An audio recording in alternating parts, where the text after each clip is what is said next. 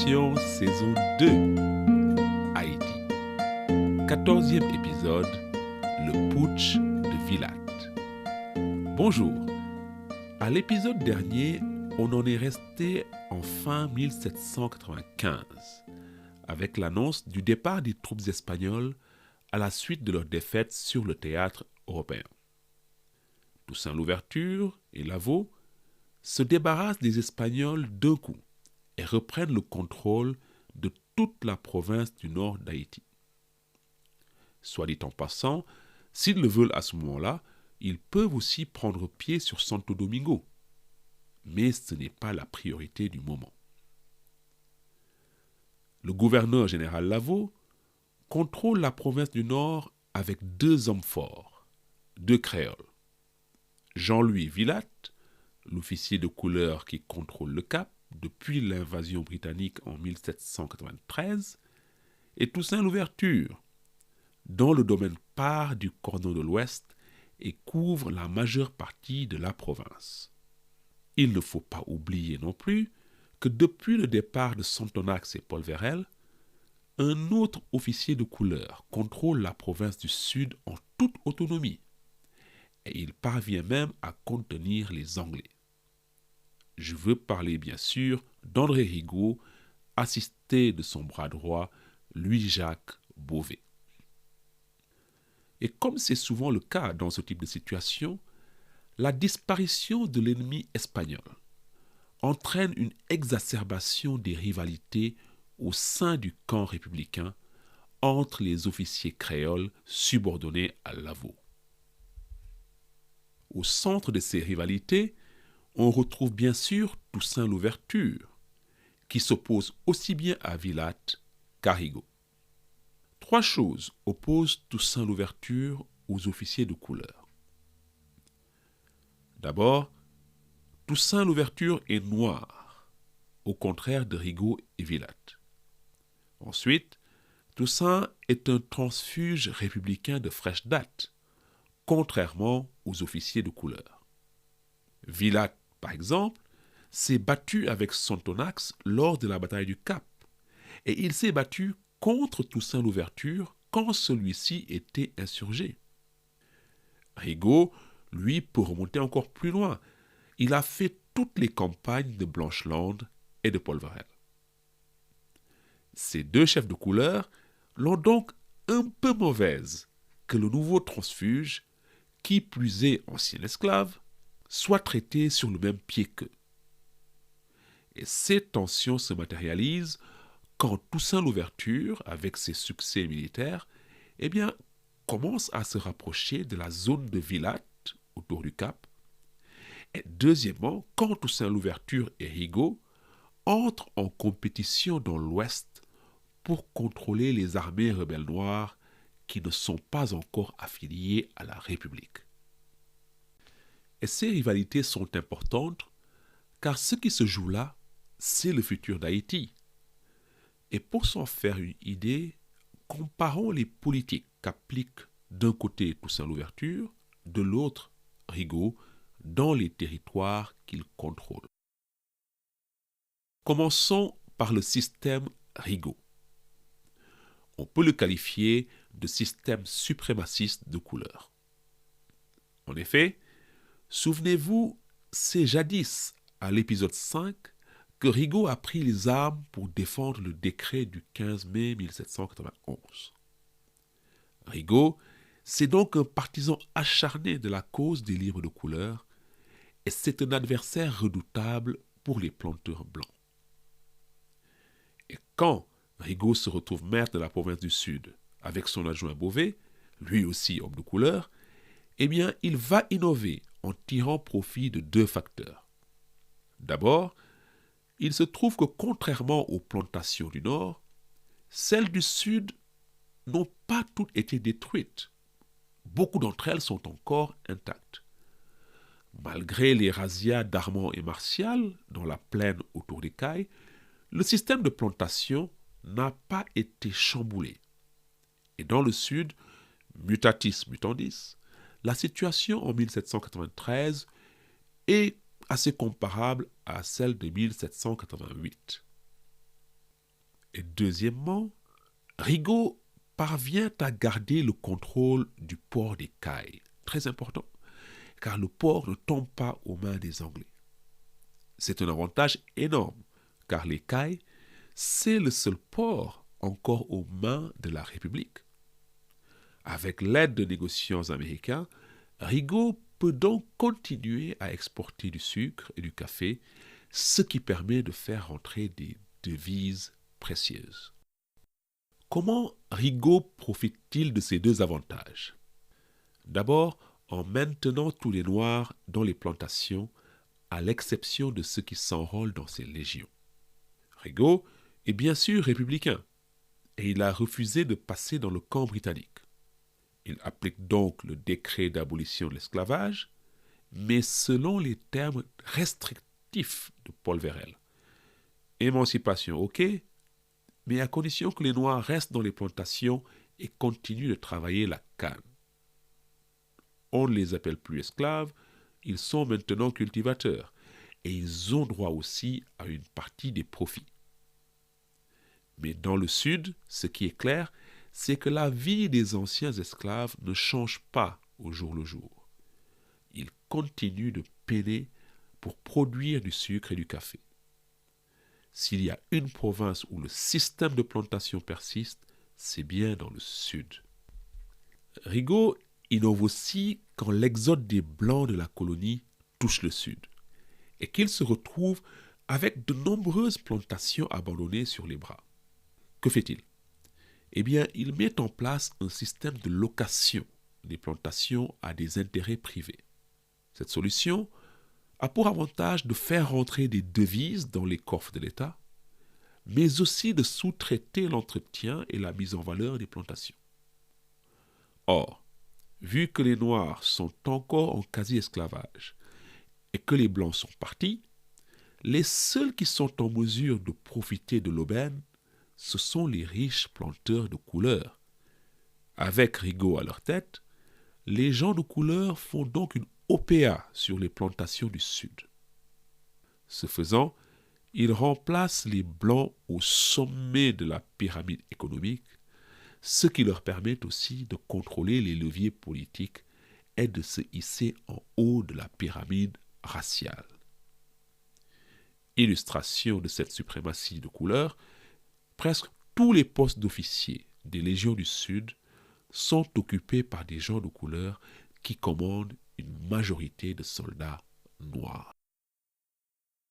Il y a donc une volonté chez Rigaud de voir les gens de couleur devenir la nouvelle classe dirigeante après les Blancs. Cette volonté, elle est aussi partagée par Jean-Louis Villatte, l'officier que Lavaux a mis aux commandes du Cap quand il est allé à Port-de-Paix sur la ligne de front contre les Anglais. Si on passe à Toussaint Louverture, sa vision est similaire à celle de Rigaud et Villatte sur un point. Toussaint met fin à l'esclavage dans les territoires qu'il conquiert. Mais le territoire de Toussaint se situe dans le nord, et cette province a été ravagée par la guerre. Or, Toussaint veut absolument relancer l'économie, c'est-à-dire l'économie de plantation. Et pour cela, comme Rigaud, il pose des restrictions à la liberté des Noirs. Sa devise est la suivante, je cite, « La liberté des Noirs ne peut être consolidée que grâce à la prospérité de l'agriculture. » Fin de citation. En effet, la grande crainte de Toussaint, c'est que la France ne remette en cause le principe d'émancipation si la colonie n'arrive plus à produire les cultures de rente qui ont fait la fortune de la métropole. Alors oui, les anciens esclaves sont désormais libres, mais ils restent sur les plantations et on les force à effectuer les mêmes tâches qu'ils faisaient quand ils étaient esclaves. Mais là où Toussaint se distingue de Rigaud, c'est que, afin de remettre sur pied les plantations, dès le départ, Toussaint se montre généreux avec les colons blancs dans les régions qu'il reprend. Quand il reprend des régions britanniques, il pardonne aux Blancs leur soutien à l'ennemi, car il pense que les plantations ont plus de chances d'être reconstruites si on les met entre les mains de leurs anciens propriétaires plutôt que dans celles de son administration qui de toute façon est débordée par la guerre. Toussaint aide donc les Blancs à réaffirmer leur droit de propriété et à reconstruire à une condition: qu'ils acceptent de ne plus avoir le pouvoir sans limite d'antan sur leur main-d'œuvre et qu'ils ne contestent pas l'autorité de leur chef éclairé. Suivez mon regard. En fait, ça fait deux conditions, mais vous m'aurez compris. Et beaucoup de Blancs acceptent le nouvel ordre. Beaucoup de Blancs, mais aussi beaucoup de gens de couleur, acceptent le nouvel ordre dans les zones reconquises par Toussaint. Certains rentrent même d'exil pour travailler sous l'autorité bienveillante de Toussaint Louverture.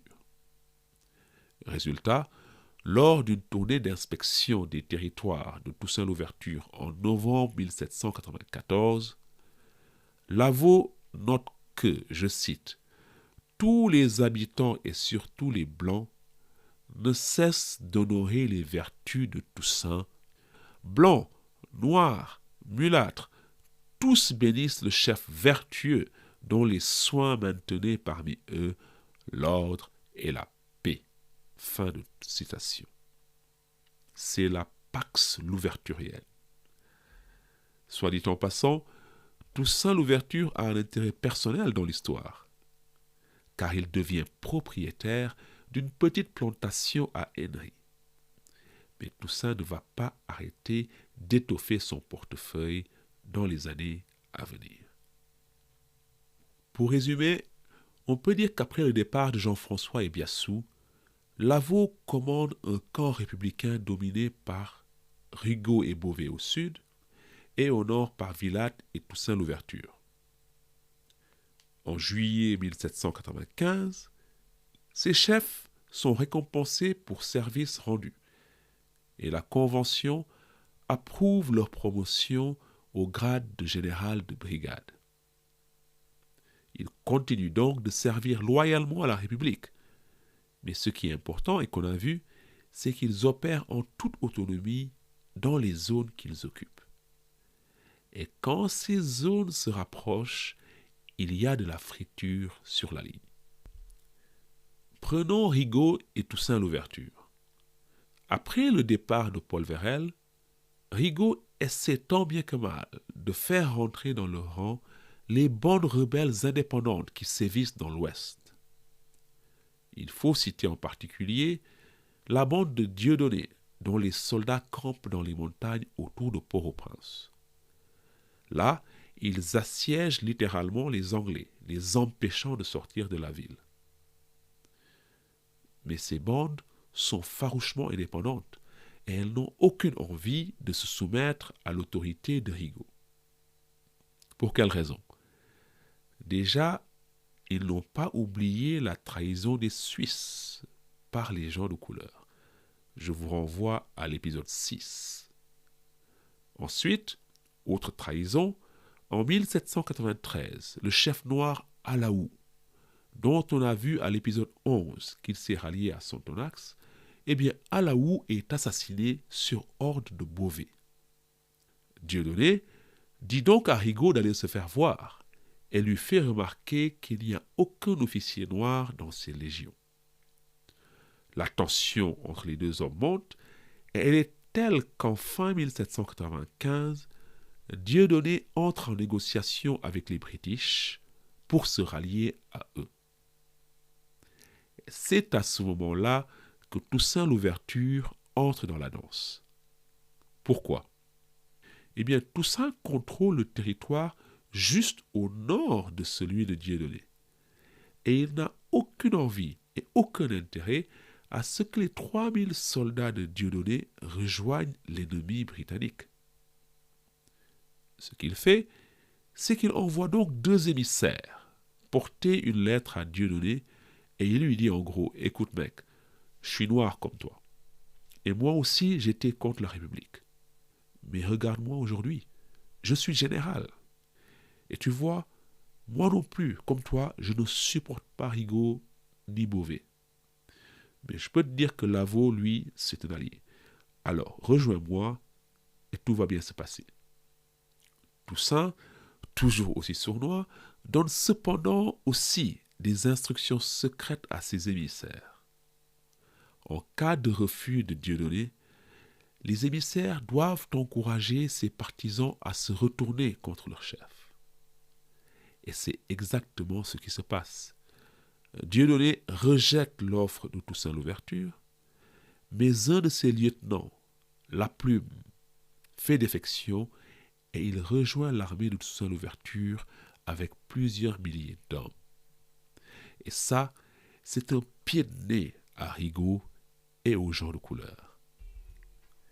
Ça, c'est pour les bisbilles entre Rigaud et Toussaint. Or, pendant ce temps au nord, Toussaint entre aussi de plus en plus fréquemment en conflit avec Jean-Louis Villatte. Au début, tant que les Espagnols sont là, ces conflits apparaissent aux frontières entre leurs zones de commandement respectives, quand certains soldats de Toussaint le quittent pour se mettre sous commandement de Villatte. En janvier 1795, par exemple, 180 soldats de Toussaint passent dans le camp de Villatte et en juin, le commandant du secteur d'Acul se place sous ses ordres, emmenant un nombre important de combattants avec lui. Du coup, en janvier 1796, Toussaint se plaint à Lavaux que des agents de Villatte circulent parmi ses soldats et essaient de les enrôler. Ils disent que la solde est meilleure au Cap et que la troupe y est mieux entretenue. Mais les tensions restent là. Tant que les Espagnols sont sur place, le conflit reste larvé, il n'y a pas de rétribution.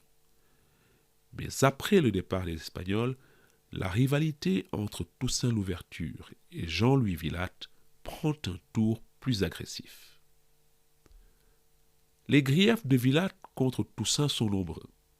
On l'a dit, il a un peu mauvaise de voir Toussaint étraîner des étoiles de général comme lui, alors que jusqu'à la moitié de 1794, Toussaint Louverture était un ennemi implacable de la République. À titre de comparaison, Villatte, lui, est un vétéran de la guerre d'indépendance américaine comme Beauvais. Ensuite, il a été de tous les combats aux côtés de Sontonax. Celui-ci le nomme colonel dans les milices de couleur qu'il crée à son arrivée pour contrer l'influence des Blancs. Ensuite, Villatte combat lors de la bataille du Cap, et quand ses frères de couleur passent du côté britannique, Villatte, lui, reste fidèle à la République. Mais justement, Villatte commence à regretter cette fidélité quand il voit les liens très forts et très étroits qu'entretient Lavaux avec cet ancien esclave rebelle de Toussaint Louverture. L'événement qui va tout déclencher, c'est qu'en fin 1795, avec la menace espagnole sur le point de disparaître, le gouverneur général Lavaux, qui jusque-là avait son quartier général à Port-de-Paix, eh bien Lavaux revient au Cap. Vous vous rappelez que Lavaux avait confié la ville à Villatte 2 ans auparavant. Villatte était le chef pendant tout ce temps-là, et tout à coup, le vrai chef revient. Or, en l'absence de Lavaux, Villatte a profité de son mandat à la tête de la ville pour se rendre utile à ses frères de couleur. Sous son régime, les gens de couleur occupent tous les hauts postes administratifs et militaires de la ville. D'autre part, vous vous rappelez que la bataille du Cap avait eu 2 conséquences. 1, le départ des Blancs, et 2, la destruction de la quasi-totalité du patrimoine bâti. Eh bien, avec la bénédiction de Villatte, les entrepreneurs de couleur occupent les immeubles détruits et ou abandonnés et les remettent en valeur. Leur espoir, c'est qu'ils en obtiendront les titres de propriété en récompense de services rendus à la République, vu qu'ils rebâtissent la capitale. Villatte se rend donc très populaire auprès des gens de couleur au Cap. Et ses frères de couleur ne comprennent pas que Villatte soit encore sous les ordres d'un Français Lavaux. En effet, comme Rigaud, les gens de couleur estiment que les Blancs partis, ce sont eux, les propriétaires autochtones de la colonie, qui doivent présider à son destin. Ils disent, je cite, « C'est notre pays et non le sien », il parle ici de Lavaux. Pourquoi nous donner des Blancs pour gouverner notre pays ? Fin de citation. Par conséquent, quand il revient au Cap en fin 1795, Lavaux n'y est pas vraiment le bienvenu. En plus, il se met définitivement les gens de couleur à dos quand il revient sur la décision de Villatte de laisser les gens de couleur reconstruire les biens abandonnés par les Blancs. Il leur dit « Bravo, c'est très bien, mais ces propriétés abandonnées reviennent à l'État. Et à partir de maintenant, messieurs, vous devez payer un loyer à la République. » Levée de bouclier, scandale. Le conflit est désormais inévitable. Et il éclate au grand jour le 20 mars 1796, quand un groupe de citoyens de couleur envahit le gouvernement et met le gouverneur général aux arrêts au nom du peuple. Ces citoyens déclarent que le gouverneur général a perdu la confiance du peuple et qu'il est par conséquent remplacé par le général Jean-Louis Villatte. Tentative de coup d'État donc au Cap français. Pour rallier la population en majorité noire, sans laquelle il est impossible de s'imposer, Villatte et les putschistes lancent une rumeur. Ils déclarent que 2 navires viennent d'entrer dans le port du Cap avec une cargaison de chêne. Car, tenez-vous bien, le gouverneur général Lavaux a reçu de nouvelles instructions de Paris, rétablir l'esclavage. Le problème, c'est que Villatte n'a pas l'appui de tous ses officiers. Un d'entre eux se rebelle et se fait arrêter. Mais il a le temps, avant de se faire arrêter, de faire passer un message d'alerte aux troupes républicaines qui sont stationnées autour du Cap.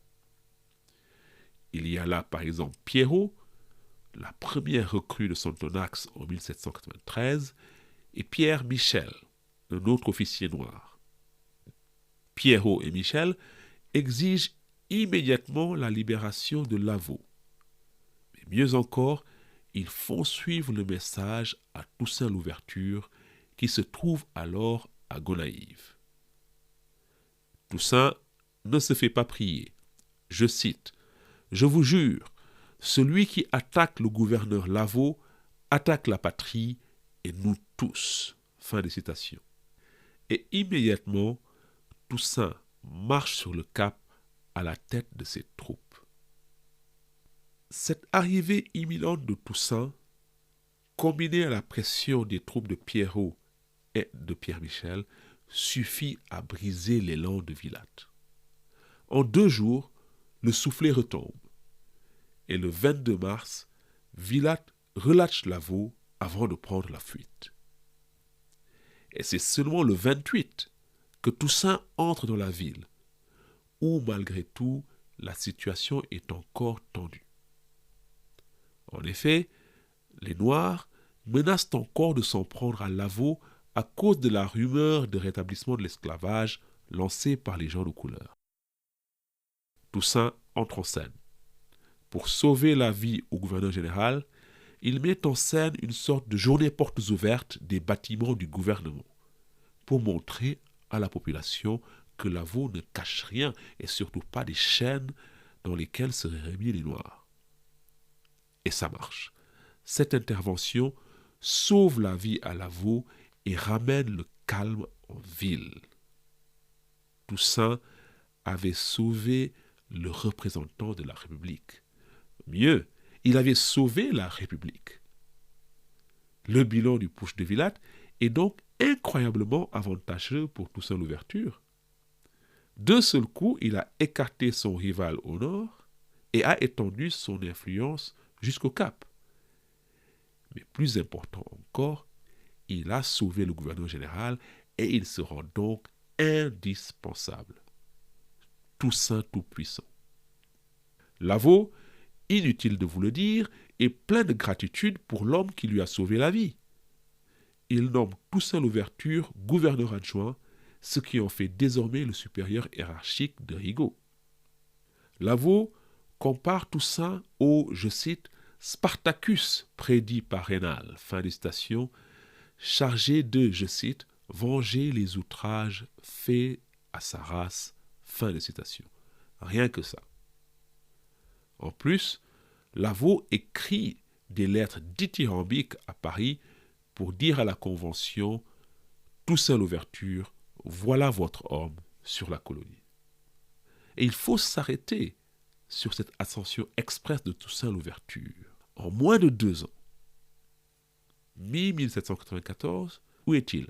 Il est le numéro 3 d'une armée rebelle alliée à l'Espagne qui a depuis disparu. Avril 1796, il est gouverneur général adjoint de la colonie. Et dans les faits, Toussaint Louverture a encore plus d'autorité que Lavaux. Avec le soutien inconditionnel des Noirs, la reconnaissance des Blancs, et malgré le putsch de Villate, l'appui de beaucoup de gens de couleur, il est en réalité le numéro 1. Toussaint Louverture a donc écarté un premier rival, mais au même moment, sans qu'il le sache encore, son leadership est menacé. En effet, à Paris, la Révolution a encore changé de cap et un autre rival fait voile vers Haïti. Et ce n'est pas un inconnu. Il s'agit de Léger Félicité Sontonax, El Libertador, le père de l'émancipation générale. On en parlera au prochain épisode. D'ici là, portez-vous bien et salut. Hein?